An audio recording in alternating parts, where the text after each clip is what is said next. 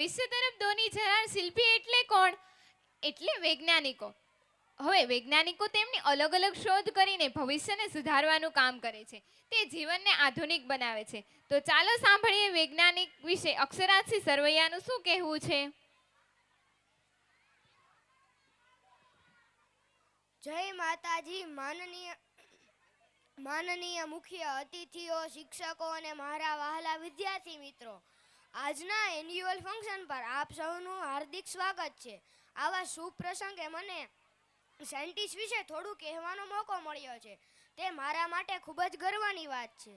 મિત્રો, આપણે રોજ જેને વાપરીએ છીએ, mobile phone, TV, computer, rocket, દવા, વીજળી, કાર, પંખો વગેરે, આ બધું વિજ્ઞાન અને વિજ્ઞાનીનું જ ફળ છે. વિજ્ઞાની એટલે કે જે લોકો કંઈક નવું શોધે અથવા કંઈક નવો પ્રયોગ કરે અને આપણી દુનિયાને આગળ ધકેલે. આવા મહેનતી અને કુતૂહલભર્યા લોકો એ જ વિજ્ઞાની.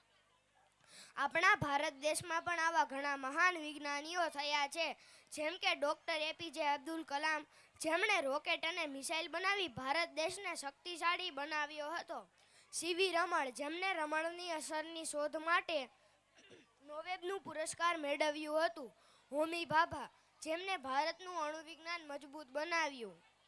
અને આજના યુગમાં પણ ઘણા ભારતીય વિજ્ઞાનીઓ અવકાશમાં જઈ રહ્યા છે અને ચંદ્ર પર મિશન કરી રહ્યા છે.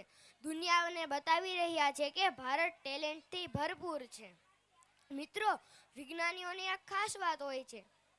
તેઓ ક્યારેય પ્રશ્ન પૂછવાનું બંધ નથી કરતા. તેઓની આંખમાં હંમેશા એક ચમક હોય છે. આવું કેમ થાય છે? આવું કેમ થઈ શકે છે?